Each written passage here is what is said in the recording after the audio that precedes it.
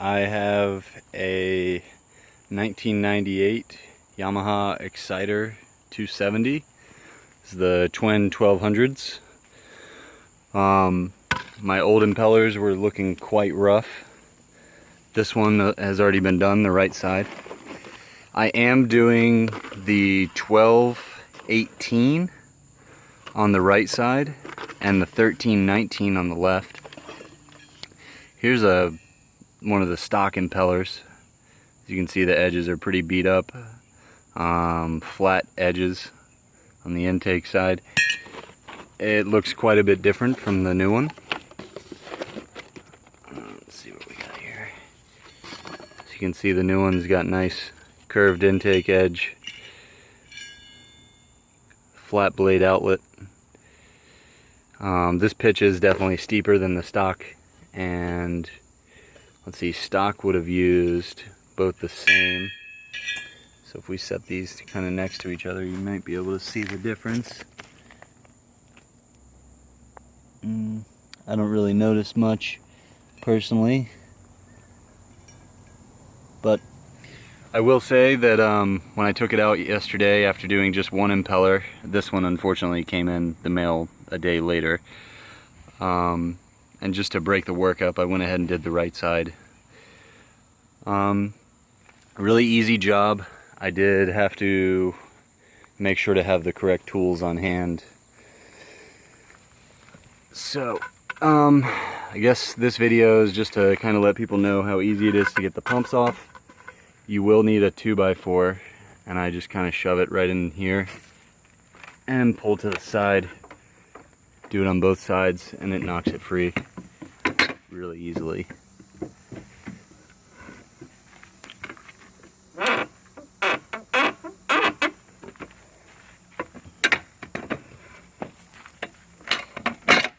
There you have it.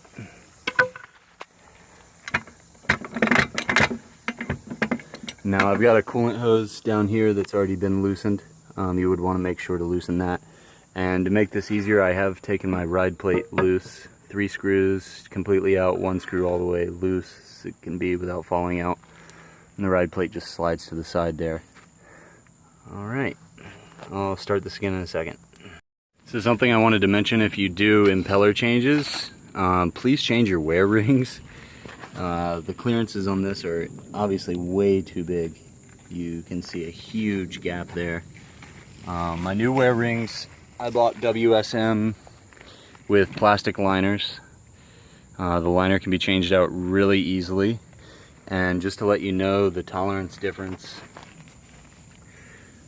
the new one, this impeller will only go in on the other side. It will not go in that direction. It's actually slightly tapered. See how tight that fits? And it will not go in this way at all. Won't even fit. Make sure that you get your alignment dowels out of your old wear ring. Try to not use pliers like I'm using that have teeth that will bite in. I'm pulling very, very gently, and I didn't damage that one. Preferably you would use a little bit better pair of pliers that doesn't have teeth on it like that.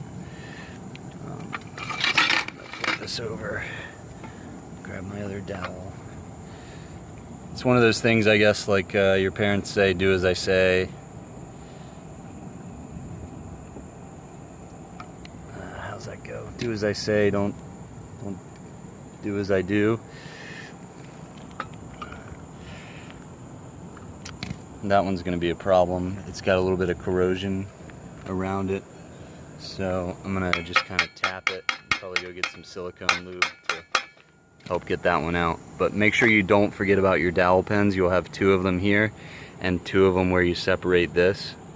So how to separate this from your pump, you can put a screwdriver in between here, which is a really easy way.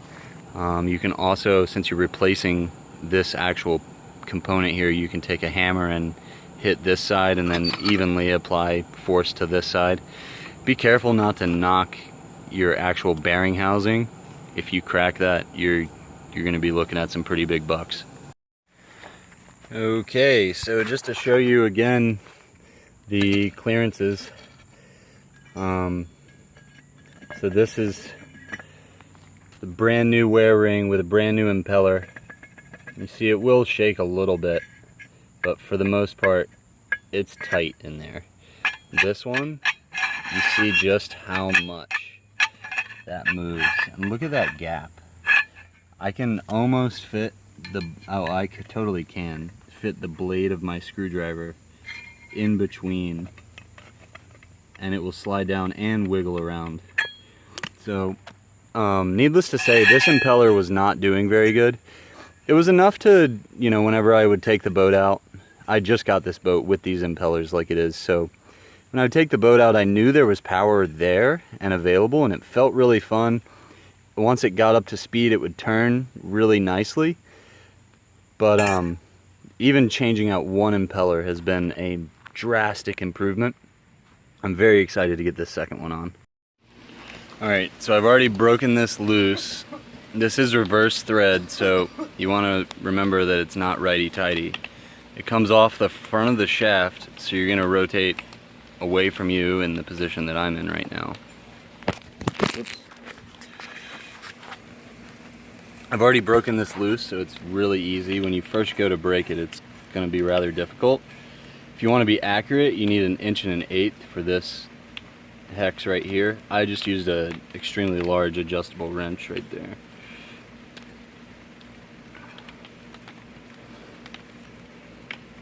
When I put this back on, I do put a little bit of Loctite on the threads. The new wear ring, if you replace your wear ring and your impeller, the wear ring needs to be put on before you attempt to rethread your impeller. The tolerance will be so tight you will not get your wear ring on. Okay, so that's what you're looking at. You can see there's some old sealant on there. Go ahead and pull that away. Clean that up. Get any water that's on there away from it.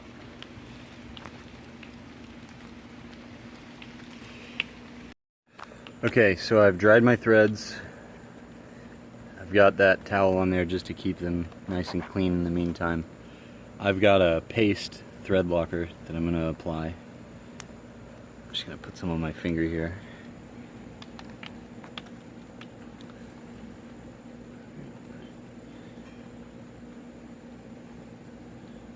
A little bit more than that. I'm at the end of the tube here, so I'm having to dig it out with my finger. Okay. I like to get just a streak. I don't load the threads down. So that's all that I will use. That's actually quite a bit more than I would typically use. I'm going to wipe the excess away.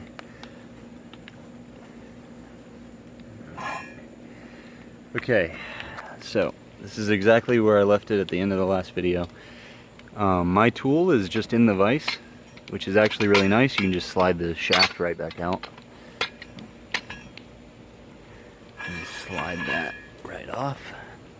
Okay, now if you've damaged any of your dowel pins, this is a good opportunity to make sure that you use the damaged ends on the inside of your bearing housing. So you see I've got a little bit of marring on that one from the pliers, but it's only on the front half. So I'm going to take the marred end and I'm going to put it into the hole, and then I'm actually going to hammer it in a little bit. This is going to hold it into that particular hole, so the next time you go to take this apart, it won't.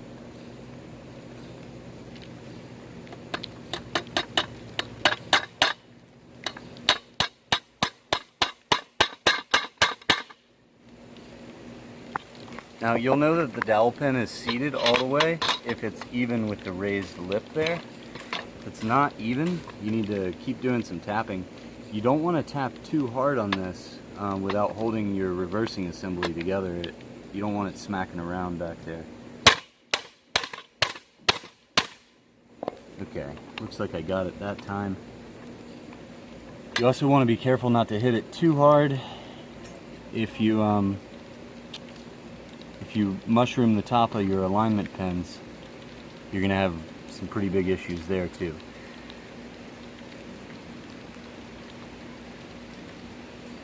Alright, so you're going to just pay attention to your wear ring. You've got a lip right here. That's obviously going to go into this lip here. It would never be able to go on to that lip there. A male and a male don't mechanically work together.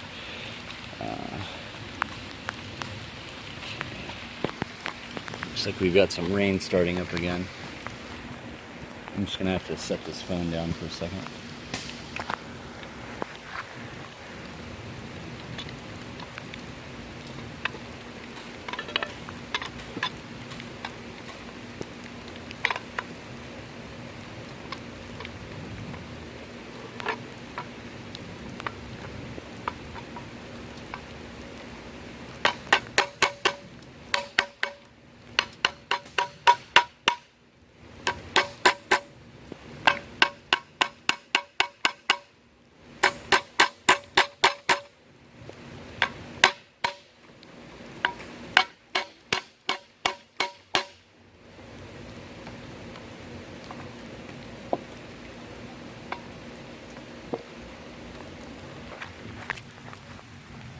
Okay, so now that you've got your wear ring on, now you'll want to put your impeller on.